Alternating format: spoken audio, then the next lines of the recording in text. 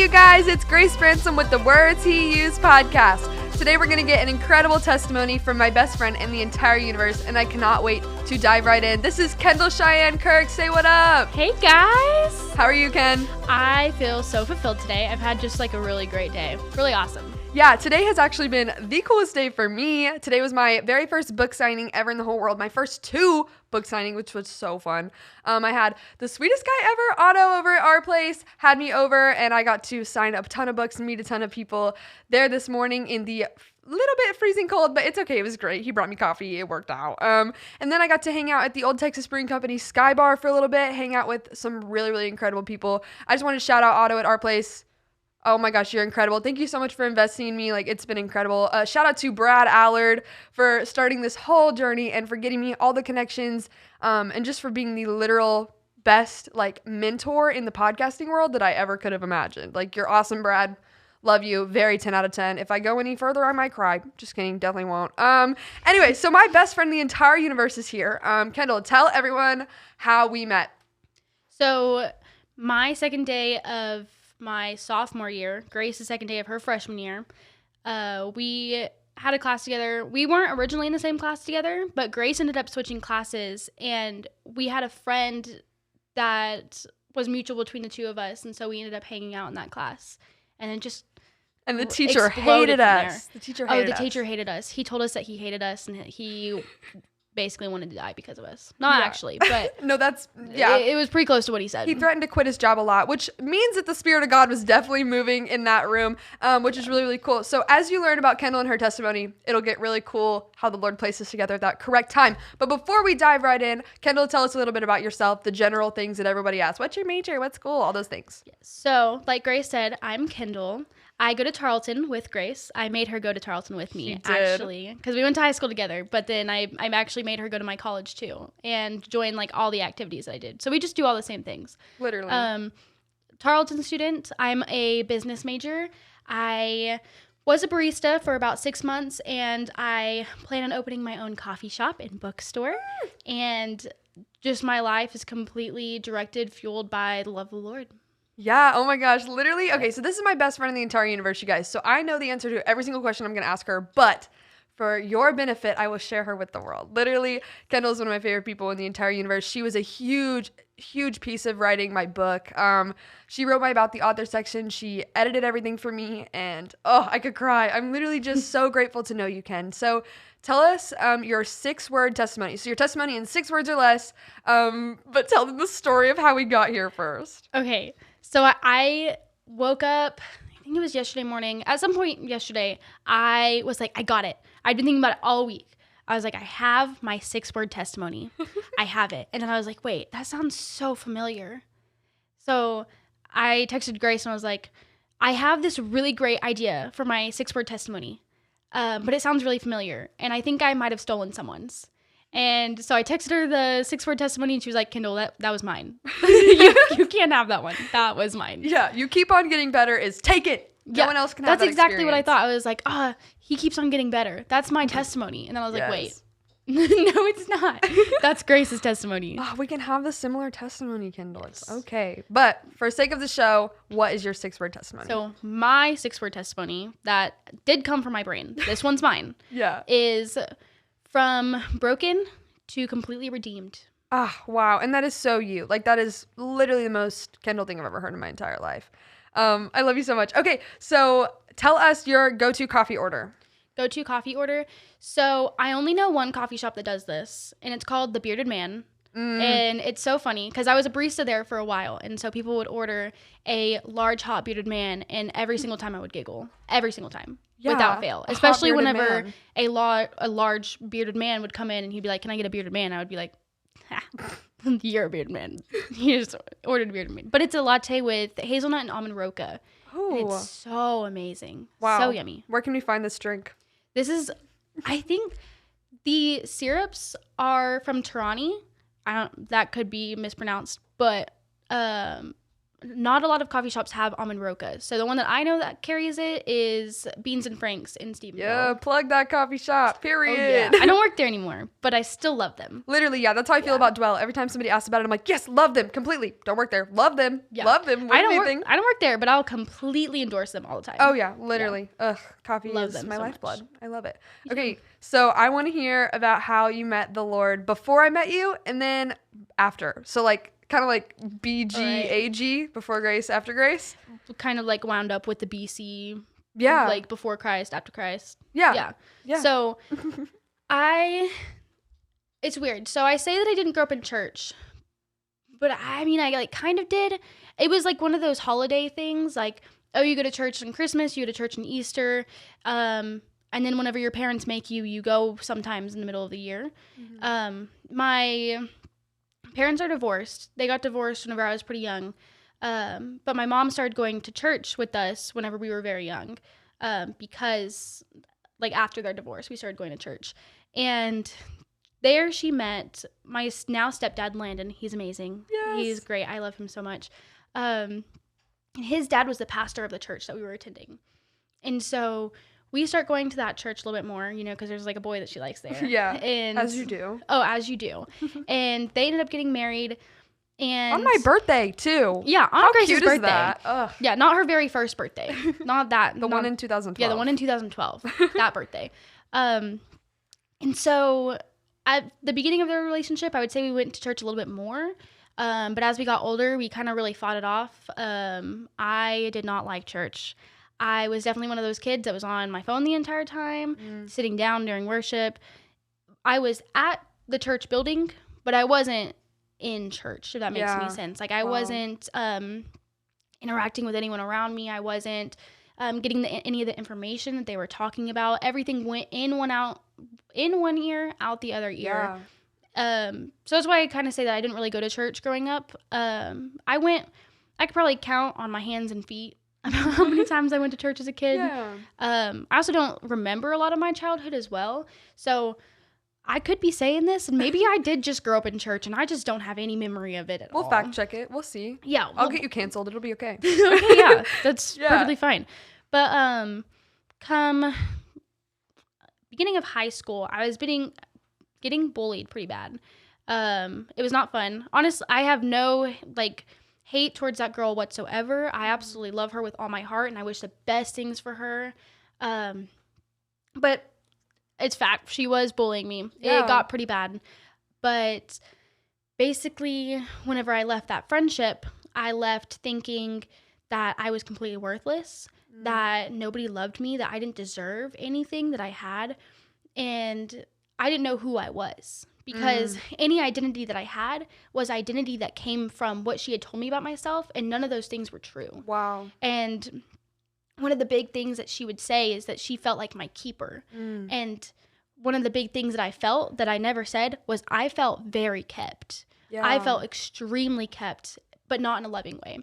And so coming out of that friendship, I wasn't sure where to go from there. I had no idea what to do. So I started looking around, trying to think of who I was, who I wanted to be in this world. And I had these two friends, and they kept on inviting me to church. They just kept on inviting me. And I was like, that's good for you guys. That's great for y'all. But I don't believe in that. Like, that's good for you. I would pretty much say that I was an atheist at the time. Yeah. That, not because I didn't believe that something was out there. I guess maybe a better word would be agnostic. But what I hoped for myself was that whenever I died, it could just be it. I was so fed up with the world that whenever I died, I just wanted to be dead. Yeah. I didn't want anything after that. You were so young too. So, and you've struggled with like anxiety and depression your whole life pretty much, right? Yeah. So do you think that had like a pretty big impact? Like if you weren't already predisposed to being sad all the time, do you think it would have affected you as much? Probably not. I would also say I'm a very empathetic and sensitive person. So more so than feeling for myself, I feel for others very deeply. Yeah. And so that has always affected the way that I think very much so. So whenever I had a problem, I was like, okay, well, let's just push it to the back because other people have problems that are bigger than mine, and I need to be there for them. I can't be there for myself because all these other people, their kids in other countries going hungry. I I can't say that, oh, I'm sad, because there are people all over the world suffering. Yeah. And like, how can I say that, oh, I'm sad, I have a problem, whenever I know that there's so much more out there? Like, I felt like I was being selfish to acknowledge that I had an issue. Wow. So again, at the time I was in therapy, my friends were inviting me to church. I didn't want to go with them, but they ended up convincing me, and they just happened to also go to the church where my mom had met my stepdad, where my grandpa was pastor. Who's your grandpa? My grandpa is Scott Sharman. Yeah, he is. If you're listening to this podcast, you probably know who Scott Sharman is. He's one of the coolest guys that I know. Yeah. He's amazing. He was the pastor of Alsbury for how many years? Oh, I have Just no a lot. idea. Just a lot of years. His retirement party is actually later today, so I get to go hang out and celebrate his life in the church being a pastor. Wow. Yeah, Literally we love so Scott amazing. and Phyllis. Shout out right here. Oh, yeah. Love Scott you guys. and Phyllis are amazing. I love them. They're the sweetest, kindest people in the world. Yeah. And I think they really showed me that growing up, that maybe they didn't necessarily share the gospel with me, but they showed it to me in their actions, which was really beautiful. Yeah. And I hope that I can do that for so many people. Wow. Sure. Yeah. Wow. So you're invited back to Alsbury. I'm invited back to Alsbury. I start going for my friend's sake. I don't want to disappoint them. Again, I'm a very empathetic, sensitive person. So I go, and the whole time that I'm there, I'm really just like putting down everything that they have to say. Just putting it down, putting it down, putting it down. I had my own ideas of how the world worked, and I didn't want their ways to be true, because if their ways were true, then that meant that I was loved. That meant that I was saved. How disgusting. And yeah, I couldn't accept that for myself. Yeah. Like, how could I accept that for myself whenever I was such a terrible person? That's like a hard thing to realize, that like you can be so loved even whenever you hate yourself. It feels like an injustice. It's like, no, stop. Like, yeah, don't like love I don't me. deserve that. Yeah. And that's still true. I don't deserve that. Yeah. But God still loves us so much. But God. So good. But God. Oh, ooh, yeah. I love the word "but" in the Bible. Not you're behind, but yeah. you know, the word. I don't know if it's a verb. I don't know. It's a something for sure. It's a something. I'm an author, I should know. But in the first podcast, I said, but the but is Jesus, and I was like, oh, that sounds terrible. But he is the but. You know, he is the but. He's the yet. I'll say he's the yet. He's the yet. Anyway, back on topic. Yes. You guys can tell we know each other, huh? Oh yeah. We're pretty close. Yeah, we've met before. Yeah, anyway. Just only a couple times. So. Yeah, nothing big. Okay, keep going. I love you. So I'm going to this church. I see that they're going on a mission trip to Reynosa, Mexico. And I'm like, I want to be a good person. Yeah. I'm going to go help out these kids in this orphanage. I'm going to go share how the world can be good with them. I'm going to share this and that with them. I'm just going to go spend time with them, show them that they are loved in my own way. But you had no like idea of like partnering with what their ideas were to do that. You were just like, oh, if y'all are going, I'm going kind of vibe. Okay, yeah. Exactly. I just wanted to be a good person. You just needed a ride to... Essentially, you just needed a ride. Basically, yeah. I was just kind of along for the ride. I didn't know the gospel. I had never heard it before. I didn't know really what the plan was whenever we got there. I just knew that I was going to go and I was going to help these kids because they needed help. So I was going to be there. And the goal there, like I said, was just be a good person. That's it. Yeah. I wanted to be a good person, and I wanted to do that by helping others. I think growing up, I was always, even though I was a sad kid, I was always like a good kid. Like I never acted out or did anything so horrible or bad or anything. I still wanted to be good because I thought that's what was important, was just being good. That's it. That was the only thing that I had to do, was just be good. Whenever obviously now I know there's that's not it. But so I go on this mission trip. We're painting murals in Reynosa. It's an orphanage, and all these kids there so incredibly happy. I was like, what the heck? I came here, I was supposed to help these kids. I get here, these kids are perfectly fine. What's going on? So I'm painting these murals. I'm having a good time. Like my friends are there too. My grandparents are there. And we're just all having a good time. We're painting murals. The kids were still in school, even though like my school was on break, they were still going to school. I don't know how often they got breaks from school, but I don't think it was very often at all. So anytime that they would come out for recess, we would play soccer with them. I was not very good. Oh, that's no. Okay. Every time that I've gone on a mission trip and played soccer with kids, they're very verbal about how sucky I am. Like I'm really bad at soccer. Good thing salvation doesn't depend on soccer skills, because I'm out too. Oh yeah. Yeah. I'd be completely out. But anyway, so playing soccer with these kids, and my time there, I think we were there for 5 days, and I'm just thinking over and over again, like, why are these kids so happy? They have nothing. We're playing with these soccer balls that are like half deflated. They have a couple like footballs that are like completely deflated, but they're playing, they're talking to each other, they're laughing, and I'm like, what do they have that I don't? Because when I go home, I'm going to have my MacBook.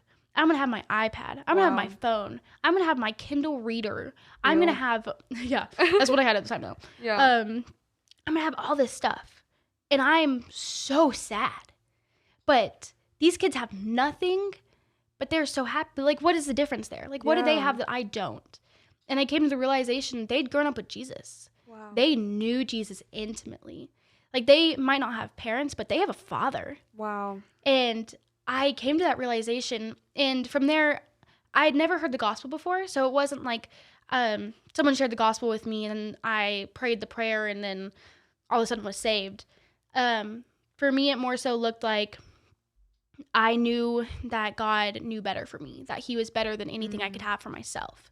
And so I put that full trust in him without knowing all the details. And I was like, you know what to do from here. Yeah. So I'm just going to give it to you.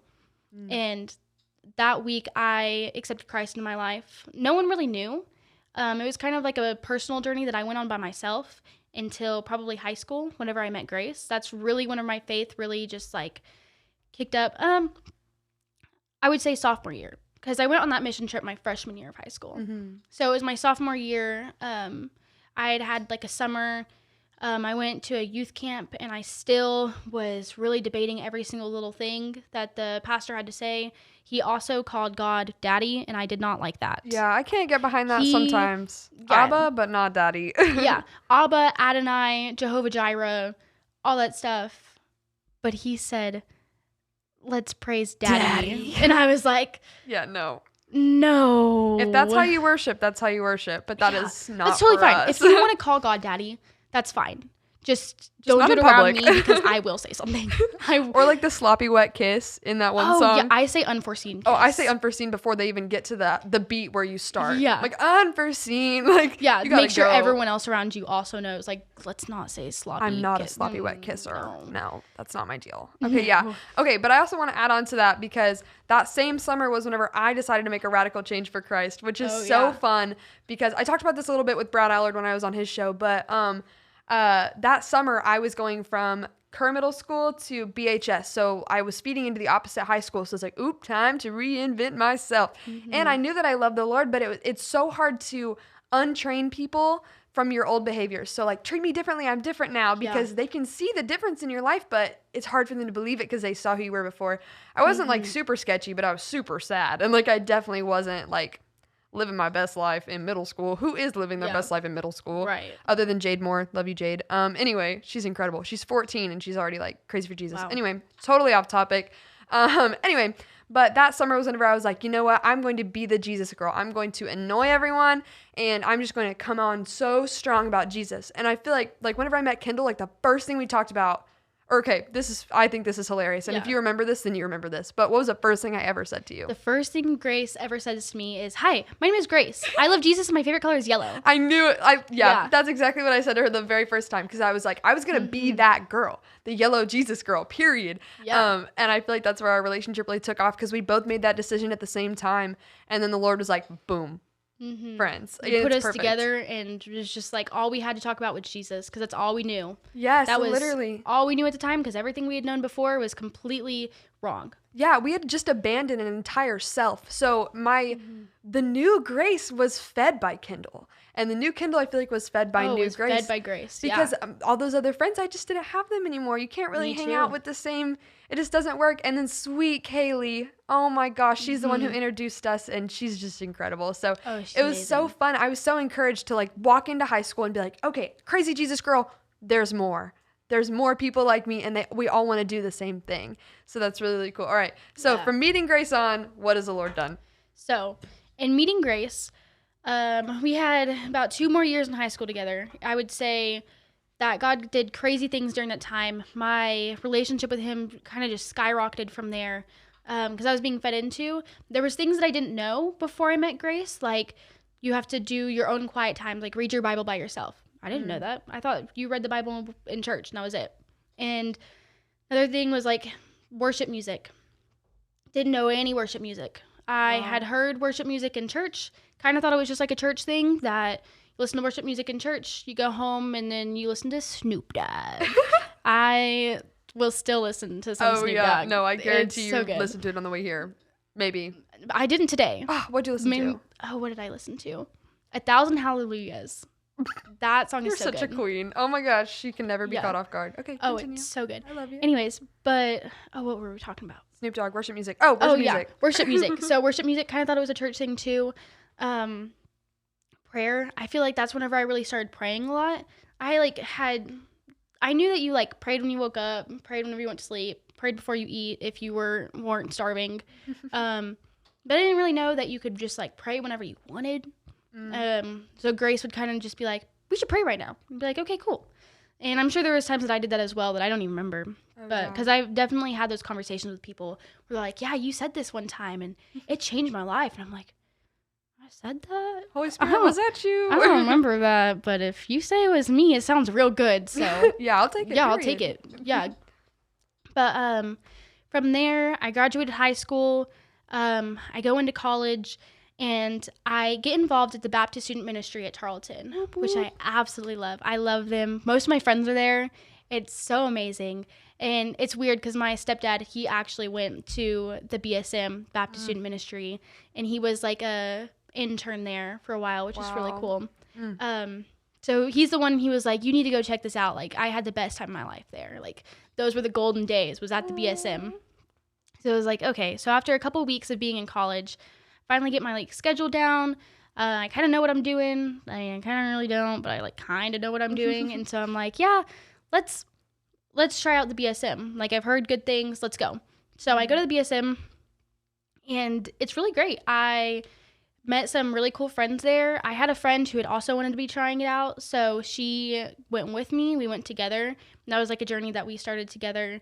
It was really amazing. And they talked about a mission trip, and I'm super huge in missions. One of my hugest callings is missions. Like from the time that I went on that first mission trip, it has just been mission trip after mission trip after mission. Yeah. And not even just that, I've been living my life on mission as well. I can attest. Yeah. Oh yeah, definitely. So they start talking about missions through Go Now Texas, and I'm like, okay, cool. Like I'm going to do that. I actually graduated high school early, so I was still 17. So unfortunately, I could not go because I was 17. But I still had an interview, and I was talking to our BSM director, which is Megan Trotter, and I absolutely love Megan. I want to have her on soon. Megan? Oh, that would be amazing. Megan? Oh, you know she's listening Megan? too. Megan? Yeah. Megan? Okay. Yeah, Megan. So, anyways, but we were in this meeting, and she goes, okay, and share the gospel with me. And I'm like, okay, Matthew, Mark, Luke, John.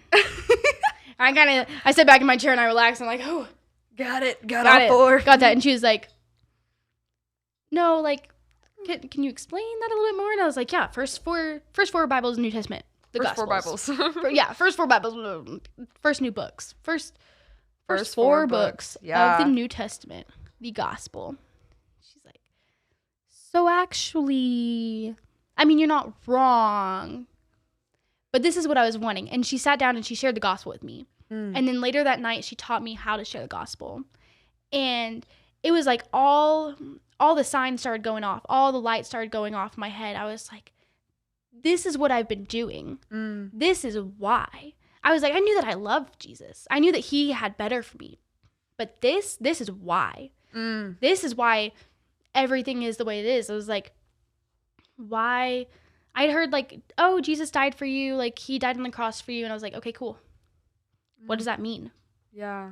And I'd never really gotten an answer to that before. And so I heard the gospel for the first time. Maybe someone had told me before in the past, but I heard the gospel for the first time at this moment. And all the lights went off, and I was, this is why. This is why I'm doing what I'm doing. Wow. This is what my life is going to be surrounded by the rest of my life. And from then on, I've gotten to share the gospel with so many other people.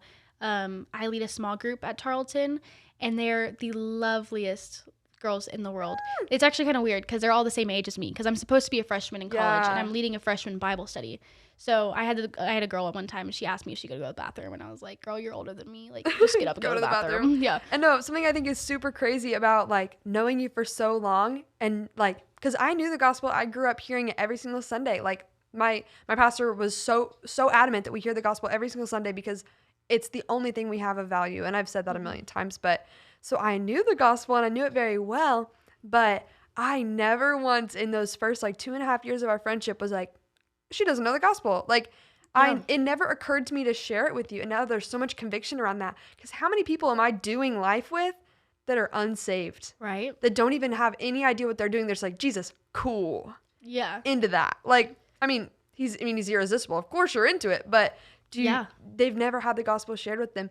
And it's crazy that we literally spent like almost every waking minute together in high school. And I never was like, this is exactly what Jesus did. And I think that's so crazy. Like that happened, you know? It's crazy because I don't know. I went on this whole journey of like reading the Bible by myself. So I read the entire Bible because I felt like I was missing out. But I hadn't gotten to the Gospels yet whenever Megan shared the gospel with me. So it was really cool because like if I had waited, the gospel still would have gotten to me. Yeah. But she gave it to me earlier than I was supposed to have come along on my own. Yeah. But literally absolutely amazing. It's been such a journey since then. I just feel like there was that moment whenever I met Grace that my faith really skyrocketed. And then there was a moment whenever the gospel got shared with me where it literally skyrocketed. I don't know what a bigger term for that is. Yeah. It literally just exploded. Revival. Complete revival of the soul. Yeah, come on. Oh, yeah. Absolutely amazing. And so from there, I keep on going on missions, and I'm going to steal Grace's testimony for a second again. Yeah, go ahead. And it just keeps on getting better. Well, I stole it from a Map City song, so you keep on getting better. Oh, yeah. Yeah, you know the song. Okay, well then, steal from Maverick then. I will. Yeah. We can just steal all day. Yeah. Just kidding. Total sin. Just kidding. This is not the... No plagiarism allowed. Anyway, I digress. So, missions are an incredibly huge part of your life. And so how many places, and I'm using that very loosely, how many places have you been to on an organized mission trip? I hate the word mission trip. Adventure. An organized adventure for Christ. Bob Goff. Goff, my man. Mm-hmm. So, I think I counted up the other day, and it was about 10. Wow. I think 10 separate places. Yeah. So, first mission trip, Reynosa, Mexico. Yeah. That was orphanage. We're painting murals. We're playing with the kids. Comes to know Jesus. Big, huge one. Yeah, big event in my life. I'm sure those kids have people come into their lives every single day, and they're like, okay, cool, new people to play soccer with. But like, those kids showed me Jesus. Wow. Whenever I was supposed to be there to help them too, which is absolutely insane. The Lord is so fun. Second trip, I went to Amarillo, and we rode bikes delivering sack lunches to kids all over the city. We rode like 10 miles out from where we were located. I'm also really bad and uncoordinated and can barely ride a bike. So you can't jump either, you guys. I also cannot jump. Thought I would expose her for a second. You can do everything else. It's really embarrassing. I won't do it right now. Good. Yeah. Well, especially because like listeners, they wouldn't be able to see, so it's just like not fair. Like yeah. You'll see it one day, guys. Probably not. I'm not gonna expose myself like that. Anyways, but Amarillo, delivering sack lunches to kids. We also host like a kids program, like a little VBS type thing, which is cool. From there, I went to Eagle's Nest in Guatemala, which was absolutely life-changing. I really adopted a huge passion for adoption at that point. One of the boys there that I got really attached with, his name was David, and he was 9 years old, and he just gave me such a passion for adoption. I am going to adopt one day. Like, I know in my heart that I will. That little boy literally changed my life. He was 9 years old, and all he had known was getting beaten. His parents were alcoholics. He was thrown out in the streets at 9 years old, had been thrown out into the streets, beaten up. But still, they got him into that orphanage, and then he was the happiest kid in the world. Wow. Literally insane. And again, I just think that's Jesus. Like, that's what Jesus does for us. Yeah. he completely transforms us. And then that little boy, he ended up getting adopted in January of 2020, which was absolutely amazing. Wow, what an answered prayer. I was so excited. I used to bullet journal like religiously. Maybe that's a bad use word, but it is. It's great. It was religiously. No, it was every day. I praised that bullet journal. That was like my entire life was in these journals. It was a really great habit. If I hadn't taken it to an extreme, I was doing this every single hour. Like schoolwork, no. Yeah, we would Kendall's just sit. bullet journal? Yes. We'd just sit in class and Kendall would be all her pens out, just bullet journaling. It was awesome. Oh, yeah. If you don't know what bullet journaling is, look it up on Pinterest because you will get so inspired. Yeah, don't look it up unless you're willing to start one right now. Oh, yeah. Because then you'll almost get like a little bit of a conviction for not having one because they're so amazing. Maybe guys won't feel the same way, but like us girls that love our pens and like all of our stationery and creatives. Yeah. Oh, bullet journals are so great. Anyways, this little boy, I have his little picture in one of my bullet journals from 2020 that says like, this day David got adopted. Oh, and he's just the sweetest little kid in the world. I'm so happy for him. Wow. And I hope that he cherishes those moments that we spent together as much as I do because, man, he changed my world. Literally such an amazing time. Yeah, so we have Mexico, Amarillo, Guatemala. From there, I spent my last summer in Oak Cliff, Dallas, which is absolutely amazing. One of our favorite games to play was it a firework or was it a gunshot? Yeah. Oh, it was so much fun. But literally best community that I've ever lived in. Like, they loved us so much. And you were in Dallas for a long time. Oh, yeah. I was in Dallas for like 2 months, I think. Wow. And, absolutely life-changing. We did like neighborhood evangelism with the kids, and their reading scores are really low, and it's because English is their second language, and most of them are immigrants. And so, at least in the part of Oak Cliff that I was in, and we just got to read with them over the summer in hopes that their reading scores would continue to grow by the time they went back to school. And we also served groceries for the community on Tuesdays. And so those people, they saw what we were doing, and they loved us, and they protected us. And so there was never a worry about, am I safe in this neighborhood? Which is so amazing because I'm sure so many other people in that neighborhood had that worry every single day. But that neighborhood protected us and loved us. And it's the best community that I've ever lived in because of that. Where even in a place so scary can have so much pure love for another person just because they see like, these are good people. They love Jesus. But the more important side is they love Jesus, and we want to be like them. Yeah. Oh, it's so amazing. So my time in Oak Cliff was so great. So amazing. From there, I've also been to Eugene, Oregon, which is where the University of Oregon is. That's why I was there. And so we kind of did evangelism on the campus, kind of helped out wherever was needed on campus, and did like spiritual surveys and did spiritual mapping, which if you haven't ever heard of spiritual mapping, it's kind of going out and seeing like where different types of people hang out on campus and like what they believe. Yeah, it's really cool. So say like there's like a part of the school that's really artsy. You can go in and say you go into like the fine arts building, and you kind of figure out what kind of types of people are there and like what they're into, what their activities are, and then you can ask them what they believe, and then you kind of get like a spiritual map of like where all these different people are and where they are in their walk with the Lord, which is so cool that we got to do that. Yeah, that's incredible. I've literally never heard of that ever being done in my entire life. That's incredible. Yeah, it's really awesome. So I know that like our outreach team, we brought it back to Tarleton, and our outreach team does a little bit of that as well as like spiritual surveys and stuff, which is so amazing because I love doing that so much. I'm not on our outreach team at the BSM, but if they ever need help, I would love to because that stuff is so much fun. Yeah. And I'm sure it'd be so much easier on our campus because like in Oregon, I would say I met one believer.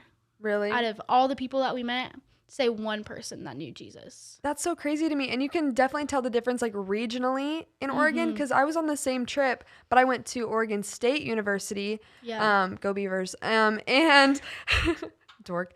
And I met a ton of believers. Like I mean, more than I expected to meet, definitely. I would say like 20% of the people I met already knew Jesus, or they were like like cool with Jesus. Like they followed him on Instagram kind of vibe, you Yeah. know? Like, I know him, you know? Yeah. Stalking him, maybe. I don't know. Bob Goff. Yeah, period. Go But read Love Does. Such a good book. literally changed everything for me. Love Does and Everybody Always. Can't wait to read Yeah. Undistracted. Just came out. Ooh, I haven't Anyway. even heard of that. Oh, yes, new Bob Goff book.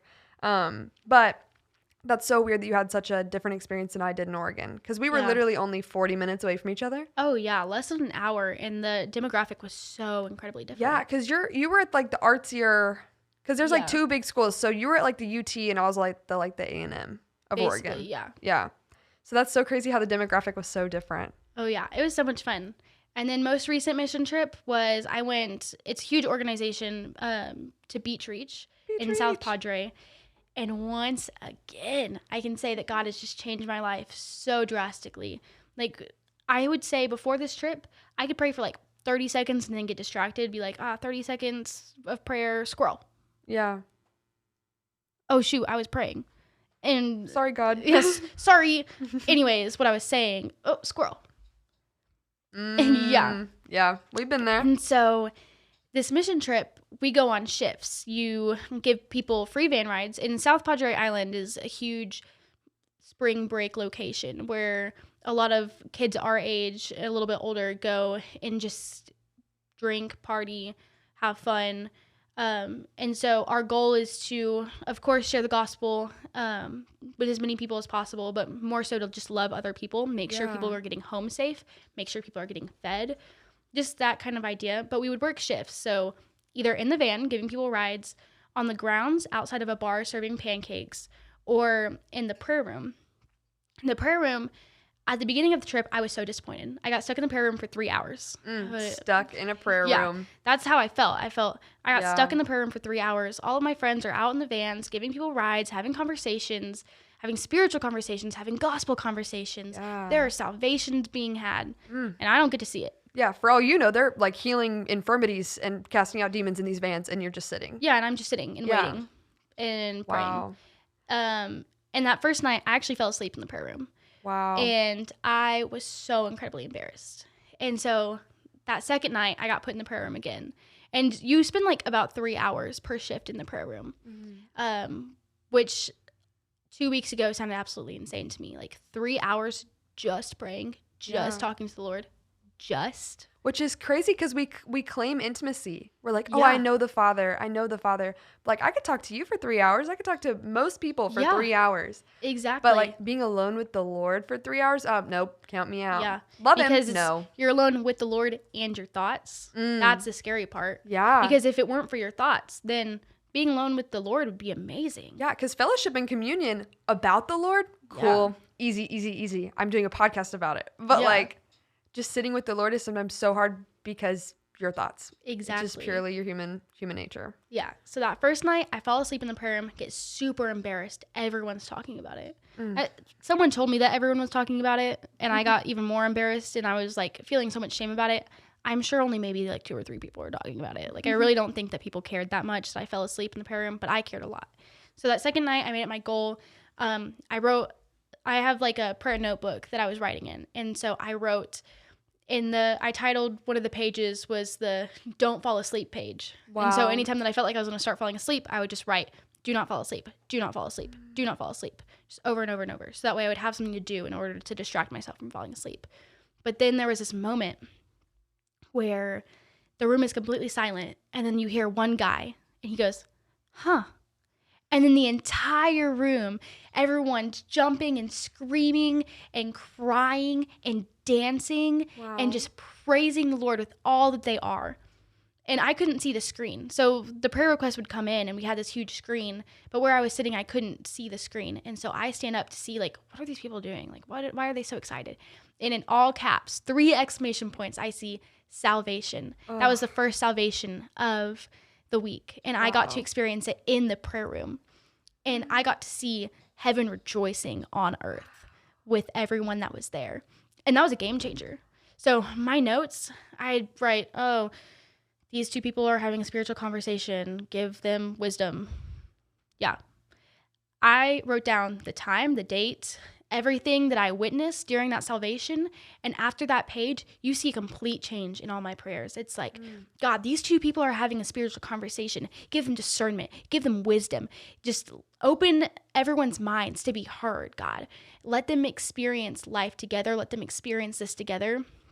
20 minutes later, we see 2 more salvations in the same van. And an hour after that, 1 more. And it was like from there, it was like salvation after salvation after salvation for the rest of the week. And I got to experience that first one, those first 4 in the prayer room. And like I said, it was like heaven came down to earth, sat with us for a minute. It cheered with us, cried with us, praised with us. And then everything went back to normal. But our lives are, I can say probably for everyone in that room, so completely changed from that one moment, because we saw heaven with us, which is absolutely amazing. And was so beautiful. And so I can say once again, God has transformed my life, completely taken it over. And I know that we say that sometimes, that we have these like spiritual highs and stuff, but like this is a spiritual high, but it can only go higher from here. Yeah. Like it can't go down from that. The ceiling became the floor. Oh yeah. And the ceiling will become the floor again. Oh yeah. He keeps on getting better. Keeps on getting better. I feel like I get saved every day. Because I'm like, God, I didn't even know you were like that. I didn't even know you were that good. I want in again. You pick up the cross every single day. I love it. Yes. Oh my gosh. So what has the Lord been teaching you since you got home? Because you got home like less than a week ago? A week ago today. Yeah, I think a week ago yesterday. Yeah. Since I got back, I don't know, in my quiet times before my trip, I was reading through Joshua. Just happened to be going through Joshua. Then on our trip, like our devotional was also in Joshua, which is really cool. And there was this one day where I didn't have a whole bunch of time to do my quiet time. So I decided to look back and see what I had been learning, because I'm quick to forget what I'm learning. So I look back at all of my notes. They are battle preparations. Wow. Every single note that I have is a preparation for battle, because we're in Joshua, they're in war. But everything that I had written down applied to my life in that moment. And it was war preparation, because we are in a spiritual battle. Yeah. And if I came back from this trip and nothing went wrong, everything was okay, I would know that I hadn't changed a bit. And so coming back from the trip, I've definitely had a few struggles. It sucks going from sitting 3 hours in a room you're surrounded by other people, but it's just you and the Lord. Spending 3 hours back to back, just praising the Lord, going back home and not having 3 consecutive hours in order to do that. Being surrounded by people that like want to hang out with you. Of course, I love hanging out with my friends. But it does take away from my time with the Lord sometimes. Yeah. And so I would say my struggles definitely have been just time-wise. My quiet times haven't been as like steady. I'm not praying as much as I was on my trip. But I just keep on going back to those war preparations, because I'm still in war. Wow. We are still in war every single day. And if we don't feel like we're in war every single day, then we're doing something wrong. Wow. If we feel completely content every single day in what we're doing, or I say feel content in the Lord. But if you're feeling content in every single thing that you're doing, if you spend an hour on Instagram and then you skip your quiet time and you still feel good, you're doing something wrong. Yeah. Wow. Yeah. Oh my gosh, Kendall, it has been so fun having you. What are the things coming up? What are people going to want to look forward to for you right now? Yeah, so Grace had said this on Mr. Allard's podcast about me writing a book, which is true. I am writing a book. It's called Answer to Prayer. It has been a long journey. I would say that I maybe have 20, 30 pages, and it's really just formatting at this point. But it is something that I really want to invest more time into, and I really want to get it out within the next year. Other than that, I am continuing to live on mission. I don't have any missions that are planned or organized coming up in the future. I do volunteer with the BSM. I host a small group, and I've seen so much growth there. I am leading other people to be small group leaders. I'm seeing growth there. And it's all in the Lord's name, all of it. Nothing is more important than anything that he lays his hands on. Wow. Okay. Where can we find you on social media? Social media at Kendall Cheyenne on Instagram with 3 N's instead of 2. Really, that's pretty much it. Okay, perfect. Kendall, it's been an honor to have you here. Thank you guys so much for listening to the Words Used podcast. I'm with you. I will see you next time. Adios.